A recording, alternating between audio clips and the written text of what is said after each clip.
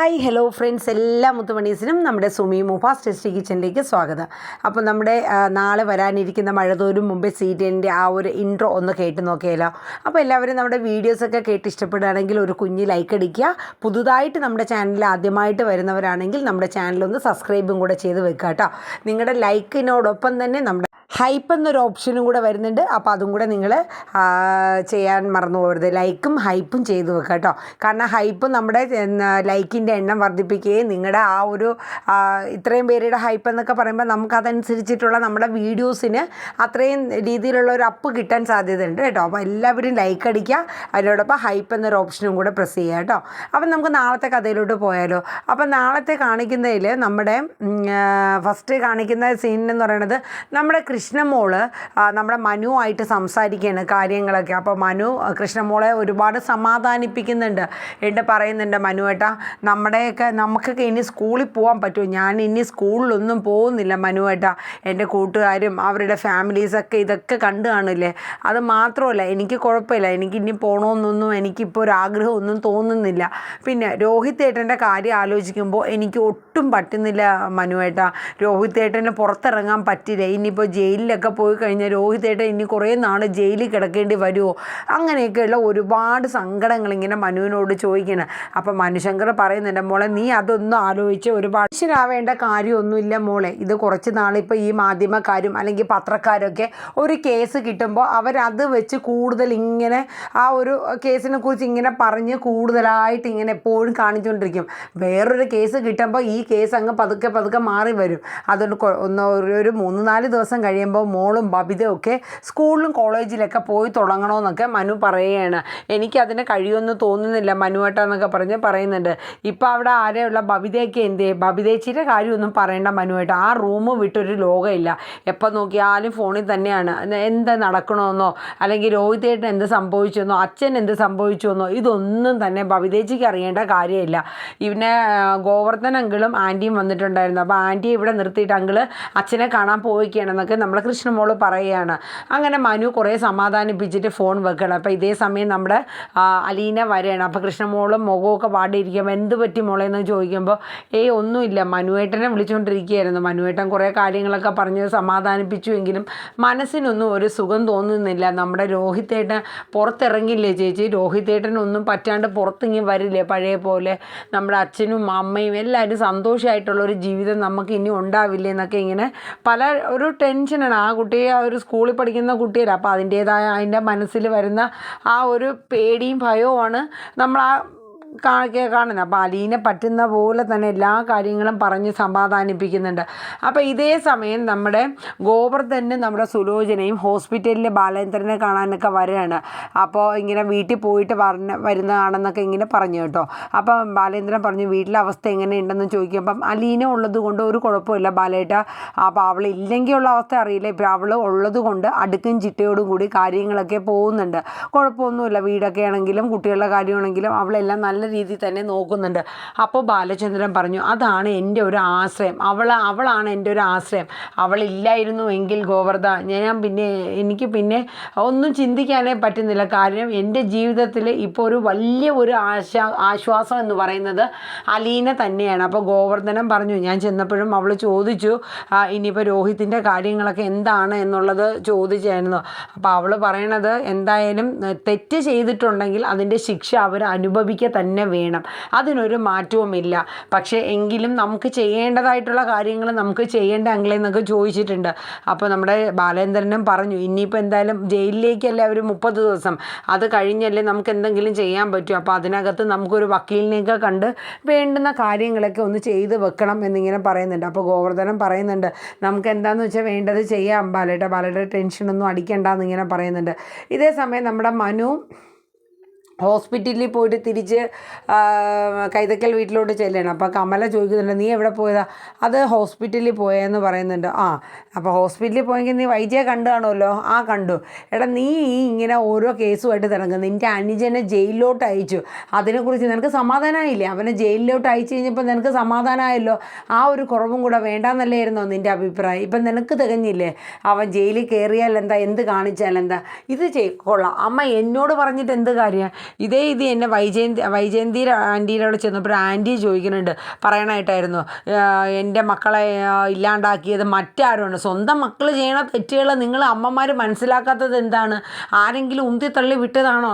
ഇപ്പോൾ ഇവിടുത്തെ ഹരിയാണെങ്കിലും ശരി, ഇപ്പോൾ വൈജാൻറ്റി പറയുമ്പോൾ രോഹിതിനെ അവരെ ഇഷ്ടമനുസരിച്ചിട്ട് പോയി ഇതുപോലെയുള്ളൊരു കേസിൽ ചെന്ന് തല വെച്ചതല്ലേ. പിന്നെ ആൻറ്റി തുറന്നാൽ പറയുന്നത് അലീന കാലെടുത്ത് വെച്ചതുകൊണ്ടാണ് ഈ കുടുംബം ഇങ്ങനെയായത്. ഇപ്പോൾ അതേ അമ്മയും പറയുന്നുണ്ട് അലീന കാലെടുത്ത് വെച്ചതുകൊണ്ടാണ്. അലീന തെറ്റ് ചെയ്താൽ അലീന അനുഭവിക്കും, ഹരിയും രോഹിത്തും തെറ്റ് ചെയ്താൽ അവരനുഭവിക്കും. അതിലിപ്പോൾ ഞാൻ എന്താണ് ചെയ്യേണ്ടത്? അമ്മ എൻ്റെ മെക്കിട്ട് കയറേണ്ട കാര്യം എന്നാന്നൊക്കെ ചോദിച്ച് കമലയുടെ നേരെ ഷൗട്ട് ചെയ്തിട്ട് മനു അകത്ത് കയറി പോവേണ്. എന്നിട്ട് പറയുന്നുണ്ട്, ഓടാ, നിനക്ക് മറ്റുള്ളവരെ കാട്ടിൽ സ്വന്തം അനിയനോ അല്ലെങ്കിൽ സ്വന്തം ചോരയോ അവൻ മരിച്ചാൽ എന്നാ ജീവിച്ചാൽ എന്നാ, നിനക്കതൊന്നും ഒരു വലിയ വിഷയമുള്ള കാര്യമല്ലല്ലോ എന്നും പറഞ്ഞ് കമല ഇങ്ങനെ നാട്ടിക്കൊണ്ടിരിക്കുകയാണ്. ഇതേ സമയം മനു നേരെ മുത്തശ്ശിയുടെ അടുത്ത് ചെല്ലുകയാണ്. എന്നിട്ട് പുറമേയുള്ള കാര്യങ്ങളൊക്കെ എന്താ മോനെ, നമ്മുടെ കൊച്ചുങ്ങൾ എന്തായി, അവരെ പുറത്തിറങ്ങിയോ, ജാമ്യം കിട്ടിയോ അവർക്ക് എന്നൊക്കെ മുത്തശ്ശി ആവലാതിപ്പെട്ട് ചോദിക്കണം. അപ്പം മനു പറഞ്ഞു, മുത്തശ്ശി പ്രായമായി വരാം, മുത്തശ്ശിക്ക് ഈ വലിയ കാര്യങ്ങളൊന്നും കേട്ട് കഴിഞ്ഞാൽ മുത്തശ്ശിക്ക് അത് താങ്ങാനുള്ളൊരു മനസ്സുണ്ടാവില്ല. അതുകൊണ്ട് മുത്തശ്ശി ഈ വക കാര്യങ്ങൾ കഴിവതും തിരക്കാതിരിക്കണേ നല്ലത്. അതെന്താ മനു, അത്രയ്ക്കും വലിയ സംഭവങ്ങളാണോ പുറത്ത് നടക്കുന്നത്? നമ്മുടെ കുട്ടികളെ പുറത്ത് വിട്ടില്ലേടാ മനു, അവർക്ക് ജാമ്യം കിട്ടില്ലേ എന്ന് പറഞ്ഞു. അപ്പോൾ പറഞ്ഞു, മുത്തശ്ശി എന്തറിഞ്ഞിട്ടാണ് ഈ പറയുന്നത്? മുത്തശ്ശി ഒരു കാര്യം ഒന്ന് ആലോചിച്ചോ, നമുക്കുള്ള പെൺമക്കളെ പോലെ തന്നെയാണ് ആ പീഡിപ്പിക്കപ്പെട്ട പെൺകുട്ടി. അതിനും ഉണ്ട്, പാവപ്പെട്ട വീടാണെങ്കിലും ഒരു അച്ഛനും അമ്മയും കൂടപ്പിറപ്പുകളൊക്കെ ഉള്ള കുട്ടികളാണ്. 4 പേര് ചേർന്ന് ഒരു പെൺകുട്ടിയെ പിച്ചി ചീന്തി കഴിഞ്ഞാൽ അതിൻ്റെ ഭാവി എന്തായി? അതിനൊരു ജീവിതം കിട്ടുമോ? മുത്തശ്ശി ഓർത്തില്ല. അപ്പം അത്രയും ക്രൂരമായ ഒരു തെറ്റ് ചെയ്ത അവരെ പുറം ലോകത്ത് വിടണമെന്നാണോ മുത്തശ്ശി പറയണത്? ശിക്ഷ അനുഭവിക്കാൻ തന്നെ വേണം മുത്തശ്ശി. അതിപ്പോൾ നമ്മുടെ അനുജനാണെങ്കിലും ശരി, മക്കളാണെങ്കിലും ശരി, ആരാണെങ്കിലും. പക്ഷേ അത് കേട്ട് മുത്തശ്ശിക്ക് സഹിക്കാൻ പറ്റുന്നില്ല. മുത്തശ്ശി വിമ്മി കരയാണ്. എൻ്റെ മനു പറയുന്നുണ്ട്, മുത്തശ്ശി സമാധാനപ്പെടുക, അവർ തെറ്റ് ചെയ്തിട്ടുണ്ടെങ്കിൽ അതിൻ്റെ ശിക്ഷ അവർ അനുഭവിക്കുക തന്നെ വേണം എന്നിങ്ങനെ മനു പറയുകയാണ്. അത് കഴിഞ്ഞ് നമ്മുടെ ബാലചന്ദ്രനെയാണ് കാണിക്കുന്നത്. അപ്പോൾ ബാലചന്ദ്രൻ ഗോവർദ്ധനുമായിട്ട് സംസാരിക്കുന്നതിൻ്റെ ഇടയിൽ പറയുന്നുണ്ട്, അലീന പറഞ്ഞതുപോലെ നമ്മൾ നമ്മുടെ മക്കളുടെ ഇപ്പോൾ രോഹിത്തിൻ്റെ കാര്യം മാത്രമാണ് നമ്മൾ ചിന്തിക്കണം, അവനെ പുറത്തിറക്കണം അല്ലെങ്കിൽ അവന് ജാമ്യം കിട്ടാനുള്ള കാര്യങ്ങൾ ചെയ്യണം. അലീന പറഞ്ഞ കാര്യം ശരിയാണ്. ഇതേ കേസ് ഇപ്പോൾ അലീനയ്ക്കോ അല്ലെങ്കിൽ നമ്മുടെ ബബിതയ്ക്കോ അല്ലെങ്കിൽ നമ്മുടെ കൃഷ്ണമോക്കോ ആർക്കാണെങ്കിലും സംഭവിച്ചു കഴിഞ്ഞാൽ നമ്മുടെ അവസ്ഥ എന്താണ്? അതേ ഒരു അവസ്ഥയല്ലേ ആ പെൺകുട്ടിക്കും. അപ്പോൾ ബാലചന്ദ്രൻ പറയുന്നുണ്ട്, നമുക്ക് ആ കുട്ടി പാവപ്പെട്ട വീട്ടിലൊരു കുട്ടിയാണ്, അതിന് എന്തൊക്കെ വേണ്ട സഹായങ്ങളുണ്ടോ അതൊക്കെ നമുക്ക് അവരറിയാണ്ടാണെങ്കിലും നമുക്ക് ചെയ്തു കൊടുക്കണം. ആ കുട്ടിയുടെ പഠിത്ത കാര്യങ്ങളോ അല്ലെങ്കിൽ അതിന് എന്തെങ്കിലും ജോലിയോ അല്ലെങ്കിൽ അതിൻ്റെ വിവാഹ സംബന്ധമായ കാര്യങ്ങളോ അങ്ങനെയൊക്കെയുള്ള കാര്യങ്ങൾ വരുന്ന സമയത്ത് നമുക്ക് പറ്റുന്ന പോലെ നമ്മൾ ഡയറക്റ്റ് ചെയ്യാണ്ട് മറ്റുള്ളവർ ചെയ്യുന്ന പോലെ കാണിച്ചുകൊണ്ട് അവർക്ക് വേണ്ടുന്ന സഹായമൊക്കെ ചെയ്തു കൊടുക്കണം. കാര്യം നമ്മുടെ മകൻ അതിൽ ഉൾപ്പെട്ട ഒരു വ്യക്തിയാണല്ലോ. അതുകൊണ്ട് നമുക്ക് ആ ഒരു രീതിയിലൊക്കെ ചെയ്യണമെന്ന് ഇങ്ങനെ പറയുന്നുണ്ട്. ഇതേ സമയം നമ്മുടെ രേവതിക്കുട്ടി അലീനയെ വിളിക്കുന്നുണ്ട്. എന്നിട്ട് അലീനയോട് ചോദിക്കുന്നുണ്ട്, എന്തായി ചേച്ചി അവിടെ കാര്യങ്ങളൊക്കെ, കൃഷ്ണമോളൊക്കെ ഒരുവിധം സ്കൂളിൽ പോയി തുടങ്ങിയോ, എന്തായി എന്നൊക്കെ ഇങ്ങനെ ചോദിക്കുന്നുണ്ട്. അപ്പോൾ അലീന പറഞ്ഞു, ഇല്ല മോളെ, പോയി തുടങ്ങിയിട്ടൊന്നുമില്ല, അവൾ ഓക്കെ ആയി വരുന്നതേ ഉള്ളൂ, അവൾക്ക് ഇപ്പോഴും ആ ഒരു ഷോക്ക് അങ്ങോട്ട് മാറിയിട്ടില്ല. കാരണം അതിനുള്ളൊരു പ്രായം പക്വതയല്ലേ അവൾക്ക് ആയിട്ടുള്ളൂ. എന്നാലും അലീന ചേച്ചിയുടെ കാര്യം ഓർക്കുമ്പോൾ എനിക്ക് പ്രയാസമാവണമെന്ന് രേവതിക്കുട്ടി പറയുകയാണ്. മോളെ, പ്രയാസപ്പെട്ടിട്ട് കാര്യമില്ല, എൻ്റെ അനുജനാണെങ്കിലും അവൻ തെറ്റ് ചെയ്തിട്ടുണ്ടെങ്കിൽ അവൻ അതിൻ്റെ ശിക്ഷ അനുഭവിക്കുക തന്നെ വേണം. പക്ഷെ അവൻ തെറ്റ് ചെയ്തിട്ടില്ലെങ്കിൽ അവനെ രക്ഷിക്കുകയും വേണ്ടേ മോളെ എന്ന് പറയുന്നുണ്ട്. അപ്പോൾ രേവതിക്കുട്ടി പറയുന്നുണ്ട്, നമ്മളിതിപ്പോൾ എന്താ അലീന ചേച്ചി ചെയ്യേണ്ടത്? എന്തായാലും അവർക്ക് ഇനിയിപ്പോൾ 30 ദിവസത്തേക്ക് കോടതി റിമാൻഡിലേക്ക് വിട്ടൊക്കെയാണല്ലോ. അപ്പോൾ ഇനിയിപ്പോൾ നമ്മൾ എന്താ ചെയ്യണേ?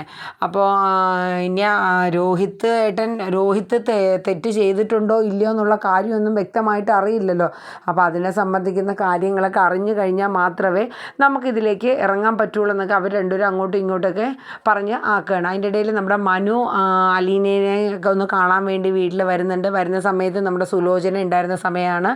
അങ്ങനെ കാര്യങ്ങളൊക്കെ സംസാരിക്കുന്നുണ്ട്, അലീനയായിട്ട് സംസാരിക്കുന്നുണ്ട്. അതിൽ അലീനയുടെ അടുത്ത് മാപ്പ് പറയുന്നുണ്ട്, നീ നിന്നെ സ്റ്റേഷനിൽ കൊണ്ടുപോയ സമയത്ത് എനിക്ക് വന്ന് രക്ഷിക്കാനായില്ല, നീ എന്നാ വിഷമമൊന്നും വിചാരിക്കരുത്. അപ്പോൾ അലീന പറയുന്നുണ്ട്, അതിനെന്തിനാണ് മനുവേട്ടാ, വിഷമിക്കേണ്ട കാര്യമൊന്നുമില്ല, ഞാൻ അപ്പോൾ തന്നെ ഇറങ്ങിയല്ലോ, കുഴപ്പമില്ല, കുറച്ച് നേരം ഇരിക്കേണ്ടി വന്നു. അവർ പിന്നെ ആ കംപ്ലയിൻറ്റ് എഴുതി കൊടുത്തേ വിടുള്ളൂ എന്നുള്ളൊരു വാശിയായിരുന്നു അവർക്ക്. ആ CIക്കായിരുന്നു കൂടുതലിത്. പിന്നെ DYSP വന്ന് രക്ഷപ്പെടുത്തി എന്നെ കൊണ്ടുവന്നു, കുഴപ്പമൊന്നുമില്ല, അതിന് എനിക്കൊരു വിഷമവും ഇല്ല മനുവേട്ടാ. അപ്പോൾ മനു പറഞ്ഞു, അമ്മ എന്ത് ചെയ്താലും എന്നെ വിടില്ല, അമ്മയ്ക്ക് വാശിയായിരുന്നു, അങ്ങനെ നിന്നെ രക്ഷിക്കാനായിട്ട് നീ ഇറങ്ങണ്ടെന്നും പറഞ്ഞുകൊണ്ട് അമ്മ ഇങ്ങനെ തടഞ്ഞു തന്നെ ഇങ്ങനെ നിർത്തിയിരിക്കുകയായിരുന്നു അലീന എന്ന് പറഞ്ഞു. അങ്ങനെ മനുവിന് ഭയങ്കര വിഷമമായിരുന്നു. അപ്പോൾ അലീനയുടെ കൈയൊക്കെ പിടിച്ച് ചേർത്ത് പിടിച്ചിട്ട് പറയുന്നുണ്ട്, എന്നോട് ഇഷ്ടക്കുറവും അല്ലെങ്കിൽ എന്നോട് ക്ഷമിക്കണമെന്നൊക്കെ ഇങ്ങനെ മനു പറയുന്ന സീനൊക്കെ വരുന്നുണ്ട്. അപ്പോൾ ഏകദേശം നാളത്തെ എപ്പിസോഡിൽ ഈ ഒരു സീനൊക്കെ തന്നെയാണ് കാണിക്കുന്നത്. അപ്പോൾ ഇനിയിപ്പോൾ മിക്കവാറും അതിൻ്റെ ഇടയിൽ നമ്മുടെ ശിവശങ്കരനും രാജീവും ആണെങ്കിൽ ഇവരെ പിന്നെ കോടതി പിന്നെ ജയിലിലോട്ട് റിമാൻഡ് ചെയ്തല്ലോ. ഈ ജയിലിലോട്ട് ചുമ്മാ ചെന്നിട്ട് കാര്യമില്ല. അവിടെ ചെന്ന് നമ്മൾ ആരെങ്കിലുമൊക്കെ ഒന്ന് കണ്ട് വെച്ചില്ലെങ്കിൽ കാര്യം ഇവർ ചെന്ന് കഴിഞ്ഞാൽ ഇവർക്ക് നല്ല പൊടിപൂരം അടിയൊക്കെ കിട്ടാൻ വഴിയുണ്ട്. സെല്ലി കിടക്കുമ്പോൾ മറ്റ് ജയിൽ പുള്ളികളുടെ അടി കിട്ടാണ്ടും അങ്ങനെയൊക്കെ നോക്കണമെങ്കിൽ അതിൻ്റേതായ രീതിയിൽ പല കാര്യങ്ങളും ചെയ്ത് വെക്കേണ്ടതായിട്ടുണ്ട്. അങ്ങനെ ശിവശങ്കരനും രാജീവും കൂടെ ആ ഒരു നെട്ടോട്ടത്തിലാണ് കേട്ടോ. ആ ഓട്ടം ഓടി അവർ പലരെയും പോയി കാണുന്നുണ്ട്. പക്ഷേ ചെല്ലുന്നവരൊക്കെ നെഗറ്റീവാണ്. കാര്യം എന്ന് വെച്ചാൽ എല്ലാവരും ഒരു സ്ത്രീ പീഡന കേസ് ആയതുകൊണ്ട് എല്ലാവർക്കും മുട്ടാനൊരു മടിയാണ് സപ്പോർട്ട് ചെയ്യാൻ. അങ്ങനെ ശിവശങ്കരൻ പറ്റുന്ന പോലെ എല്ലാവരുടെ അടുത്തും പറയുന്നുണ്ട്, മക്കളുടെ കേസ് ഇങ്ങനെയാണ്, അപ്പോൾ അവർക്ക് അവിടെ ജയിലിൽ വേറെ കുഴപ്പങ്ങളൊന്നും ഉണ്ടാവാണ്ട് നോക്കണം. പക്ഷേ എല്ലാവരും കൈയൊഴിയാണ്. പക്ഷേ ഈ ഒരു അവസ്ഥ ശിവശങ്കരനെ താങ്ങാൻ പറ്റുന്നില്ല. ഒടുവിൽ അവർ തിരിച്ച് എന്ന് വെച്ചാൽ പോയ കാര്യങ്ങളൊന്നും നടത്താൻ പറ്റിയില്ല, തിരിച്ച് വിഷമിച്ച് വരികയാണ്. അപ്പോൾ കമല ചോദിക്കുന്നുണ്ട്, പോയ കാര്യങ്ങൾ എന്തെങ്കിലും നടന്നോ ശിവേട്ട? ഒന്നും നടന്നില്ല കമലയെന്ന് പറയുന്നുണ്ട്. അവസാനം ആ അച്ഛനും അമ്മയും ആ സമയത്ത് നമ്മുടെ ശിവശങ്കരന് ഒരു ഇരിപ്പിരിക്കുന്നുണ്ട് കേട്ടോ. ഇത്രയും ഓട്ടോ ഓടി വന്നിട്ട് മകന് വേണ്ടിയിട്ട് ഒന്നും ചെയ്യാനും പറ്റിയില്ല. ആ മനസ്സ് തളർന്ന ഒരു ഇരിപ്പുണ്ട്, ഒരു അച്ഛൻ്റേതായിട്ടുള്ള ഒരു മനസ്സ്, ഹൃദയം പൊട്ടിയിരിക്കുന്ന ഒരു ഇരിപ്പ്, അല്ലാത്തൊരു സിറ്റുവേഷനാണ്. ഇതേ അവസ്ഥ തന്നെയാണ് കമലയുടേത്. കമല ഈ കിടന്ന് ചാട്ടം ചാടിയാണെങ്കിലും ഒരു ക്രൂര മൈൻഡാണെങ്കിലും മക്കളുടെ കാര്യം, സ്വന്തം അമ്മയല്ലേ, ആ ഒരു വികാരം അല്ലെങ്കിൽ ആ ഒരു വിഷമം അവരുടെ ഉള്ളിലും കാണാമായിരുന്നു. അങ്ങനെ ഒരു വല്ലാത്ത സിറ്റുവേഷനൊക്കെയാണ് കേട്ടോ. അപ്പോൾ ഇനിയിപ്പോൾ എന്തായാലും രാജീവും നമ്മുടെ ശിവശങ്കറിന് മാക്സിമം ഇവർക്ക് വേണ്ടിയിട്ടുള്ള കാര്യങ്ങൾ എത്ര പണം മുടക്കിയാലും ചെയ്യാൻ വേണ്ടിയിട്ട് അവർ തയ്യാറായി നിൽക്കുകയാണ്. ഇനിയിപ്പോൾ അതെന്തൊക്കെ രീതിയിലായി വരുമെന്നറിയില്ല. അതോടൊപ്പം തന്നെ നമ്മുടെ അലീന പിന്നെ നമ്മുടെ രോഹിത്തിനെ ജയിലിൽ പോയി കാണുന്ന ഒരു സിറ്റുവേഷനൊക്കെ വരുന്നുണ്ട്. അപ്പോൾ എന്തായാലും നമുക്ക് നോക്കാം നമ്മുടെ മഴതോറും മുമ്പേ സീരിയൽ അതിൻ്റെ ഒരു ട്വിസ്റ്റ് ഏത് ലെവലിലാണ് എന്നുള്ളതൊക്കെ നമുക്ക് കണ്ട് തന്നെ മനസ്സിലാക്കുക അല്ലേ. അപ്പോൾ എല്ലാവരും നമ്മുടെ വീഡിയോസൊക്കെ കേട്ട് ഇഷ്ടപ്പെടുകയാണെങ്കിൽ ഒരു ലൈക്ക് അടിക്കാൻ മറന്നു പോകണ്ട.